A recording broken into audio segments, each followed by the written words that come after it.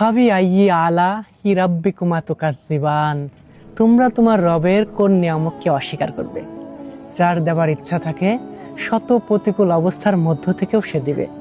মালিক আগাছা ভেবে গাছটাকে কেটে ফেলেছিল, কিন্তু সেখান থেকেই জন্ম নিয়েছে কলার নতুন একটা মোচা।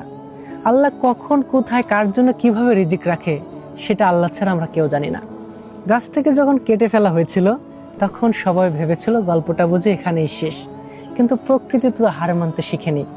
সেই গোড়া কাটার জায়গা থেকেই জন্ম নিয়েছে নতুন কলার মোচা।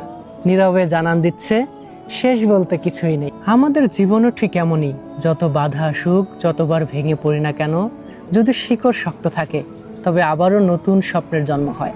কাটা গাছের বুক চিরে বেরিয়ে আসা এই মোচা যেন শিখায় ধৈর্য, আশা আর পুনর্জন্মের গল্প। শেষ নয়, প্রতিটি সমাপ্তির মধ্যেই লুকিয়ে থাকে একটি নতুন শুরুর দারুণ সম্ভাবনা।